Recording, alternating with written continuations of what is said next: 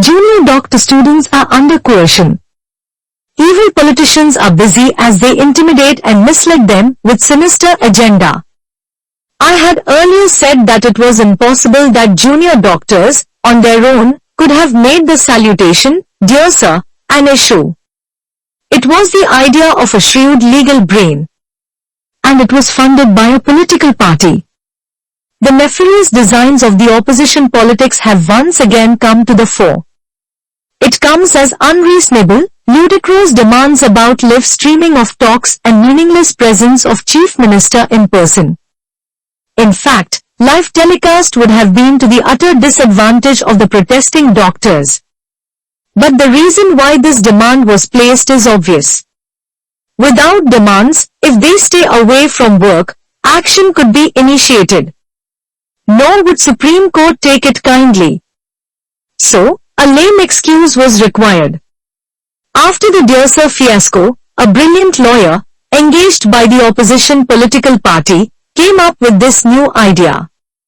Because this would certainly be rejected by any government, and they would get excuse for continuing their no work for a bit longer.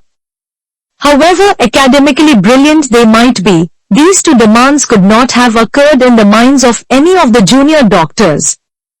A 30-year-old youth cannot have the maturity to think of such nonsense things. Only evil-minded politicians can. Protesters are concerned with their key demands, that is, demands that touch upon their work, life, career, for example, safety and security. Or perhaps, retrenchment of those whom they surmise to be responsible for their colleagues' tragic murder. Anything more than that is not only unjust, but also something impossible to occur to students, mostly around 30 years of age.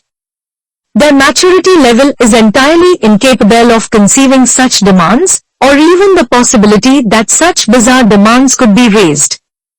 Any psycho-expert would tell you that. So, who are instigating, inciting, and misleading them? Such evil thoughts, without qualms about ruin of students' career, as well as about deaths in hospitals, can only come from the most inhuman strategic conspiracy of politicians. Who else could be so mindless? It is a political force that seizes on an opportunity to advance their political agenda at the cost of innocent students' future and common people's well-being. But the interesting fact is this. These stupid people do not know that every graph goes up to a maximum height and, thereafter, starts a downward trend. The astute politician realizes when to stop. He knows to what height the pitch of discontent could be exploited and when this would start a negative dive.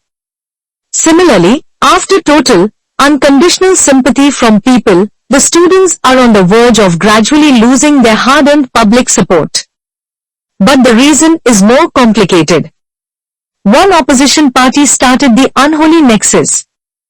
They had nothing to lose. They are routed for good. Their chance of return to power is nil, not zero. They are out of reckoning in the polls. They have nothing to lose. So they just jumped in.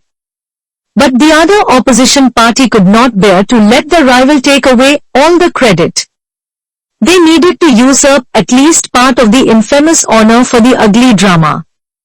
Even though they have a few semi-literate clowns who mismanage opportunities and ruin everything when they open their mouth. Yet the fools do not recognize the boundaries. They only mess up things and end up causing greater harm for their own party.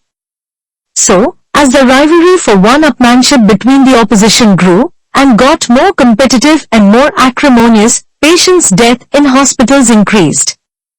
All the while, medical students, immature enough to be miscarried by mind poisoning, coercion and intimidation, remain clueless, dancing as subservient puppets to the tune of their evil masters, clueless as to what their fate would be.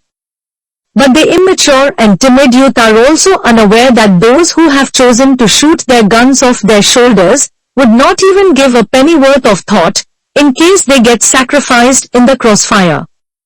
Such is the nefarious design, sinister conspiracy of our senseless and inhuman oppositions.